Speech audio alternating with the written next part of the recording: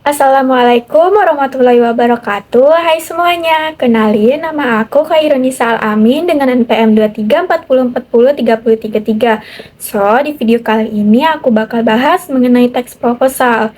Mungkin bagi sebagian teman-teman ada yang udah nggak asing lagi dengan yang namanya teks proposal, dan sebagiannya lagi masih bingung dan masih asing dengan yang namanya teks proposal. Nah, tenang aja karena di video kali ini aku bakal bahas mengenai apa itu teks proposal, struktur kebahasaan teks proposal, bagaimana cara kita menulis teks proposal. Jadi, simak terus videonya ya. Sebelum kita membahas lebih dalam lagi mengenai teks proposal, kita harus tahu dulu nih, apa sih proposal itu? Nah, menurut Kamus Besar Bahasa Indonesia, proposal adalah rencana yang dituangkan dalam bentuk tulisan dan dijelaskan secara sistematis untuk mendapatkan persetujuan ataupun dukungan dari pihak lain. Proposal ini biasanya digunakan untuk mengajukan ide, program, ataupun kegiatan yang memerlukan kerjasama, pendanaan, ataupun dukungan lainnya. Dengan kata lain, proposal adalah dokumen yang berisi penjelasan mengenai tujuan, langkah-langkah, dan manfaat dari suatu rencana yang dibuat untuk meyakinkan pihak lain agar mendukung atau menyetujui rencana tersebut. Proposal ini ada berbagai macam jenisnya. Di video kali ini aku bakal bahas dua teks proposal, yakni teks proposal kegiatan dan teks proposal penelitian. Simak terus videonya ya. Nah, yang pertama yang akan kita bahas adalah teks proposal penelitian. Nah, proposal penelitian ini adalah dokumen yang berisi rencana sistematis untuk melakukan sebuah penelitian. Dokumen ini menjelaskan tujuan penelitian, latar belakang masalah, metode yang akan digunakan, serta manfaat yang akan diharapkan dari penelitian tersebut. Proposal penelitian ini ditujukan untuk memberikan gambaran yang jelas kepada pembimbing, institusi, atau pihak pendukung agar mereka memahami dan menyetujui rencana penelitian yang akan dilakukan. Dengan proposal ini, peneliti juga memiliki panduan yang terarah dalam menjalankan proses penelitian. Nah, yang kedua ini ada proposal kegiatan, yang mana proposal kegiatan adalah dokumen tertulis yang dibuat untuk menjelaskan secara rinci rencana suatu kegiatan.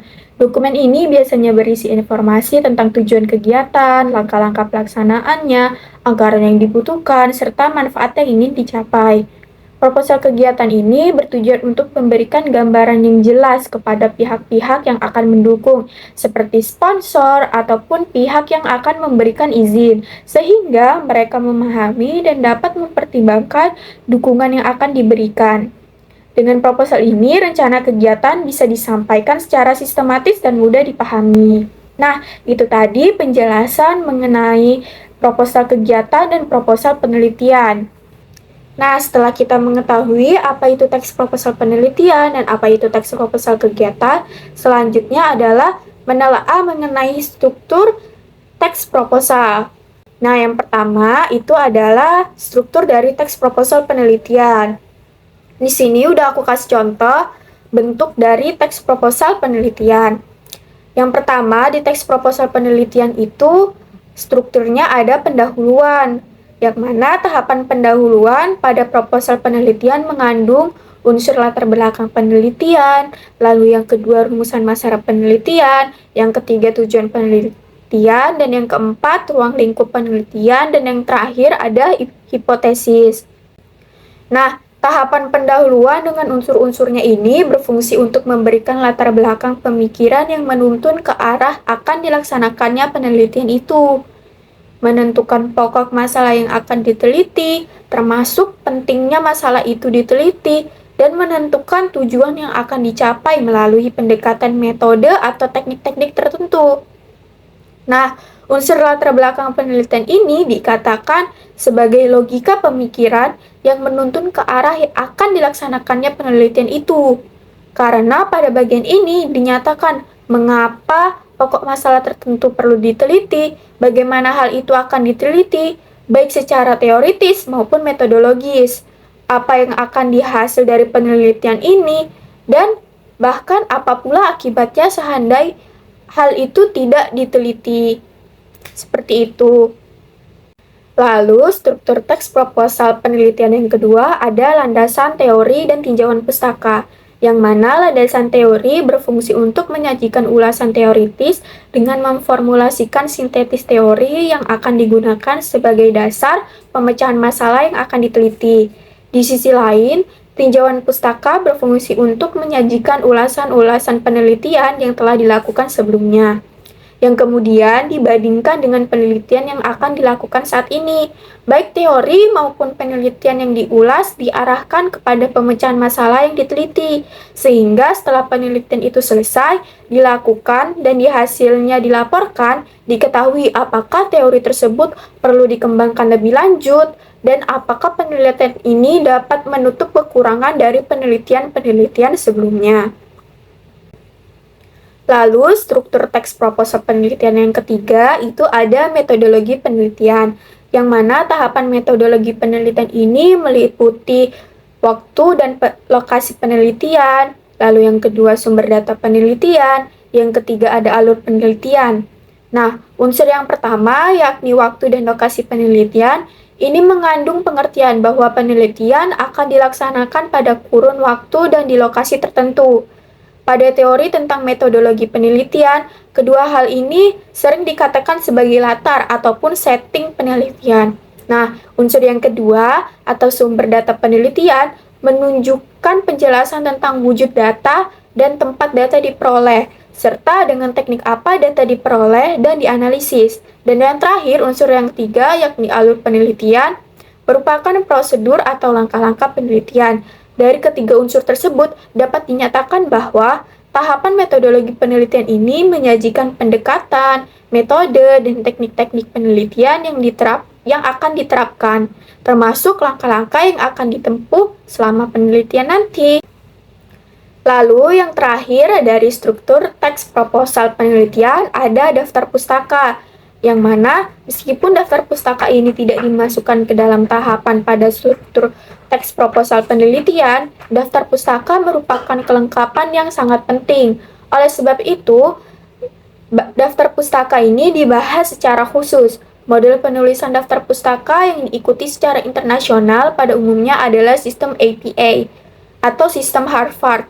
Akan tetapi, penerbit buku atau jurnal sering mempunyai sistemnya sendiri, meskipun biasanya merupakan hasil modifikasi dari kedua sistem tersebut. Nah, kalau tadi kita udah bahas mengenai struktur teks proposal penelitian, yang kedua ini kita akan bahas mengenai struktur teks proposal kegiatan.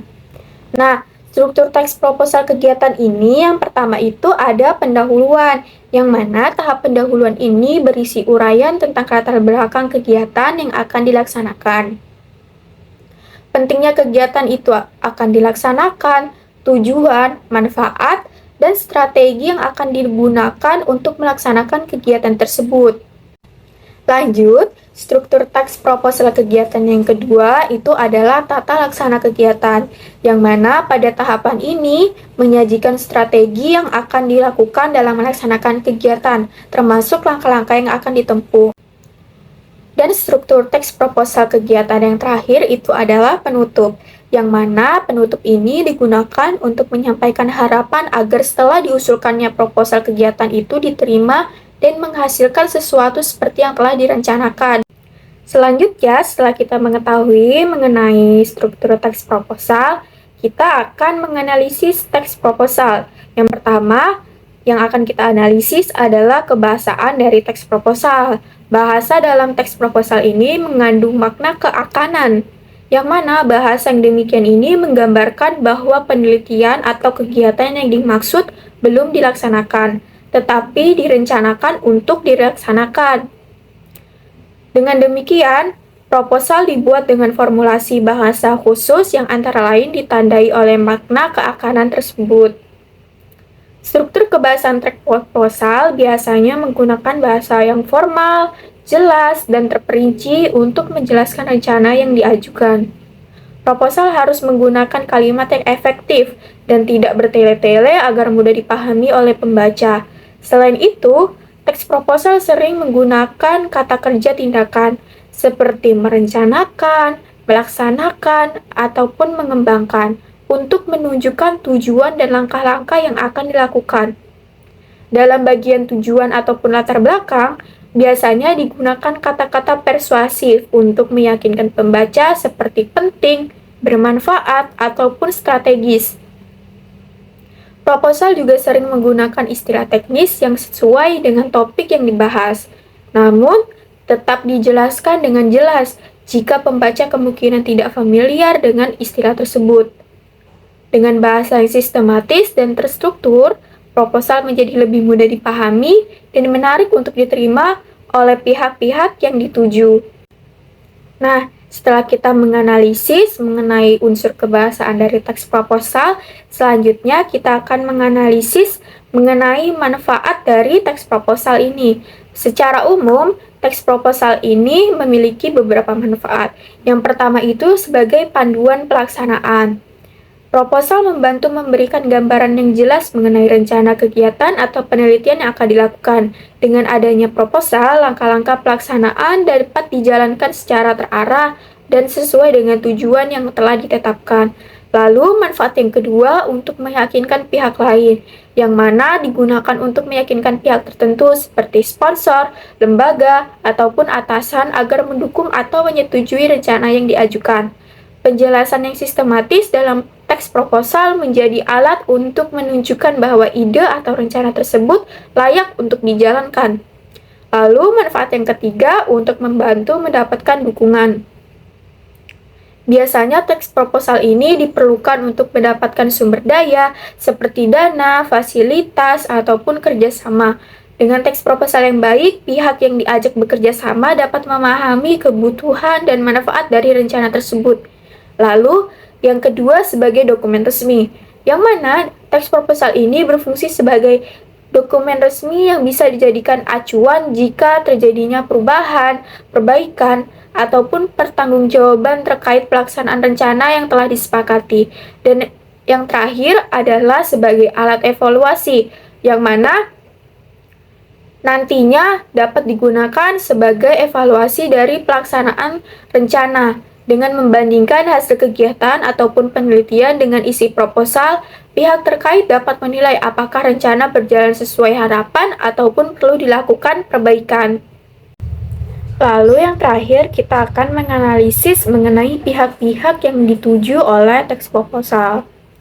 Proposal ini pada umumnya ditujukan kepada pihak-pihak yang memiliki kepentingan atau dapat memberikan dukungan terhadap ide ataupun proyek yang diajukan. Beberapa pihak yang umum menerima proposal antara lain, yang pertama itu ada donatur, yang mana donatur ini merupakan pihak yang memberikan bantuan berupa dana, barang, ataupun jasa secara cuma-cuma, tanpa mengharapkan imbalan langsung.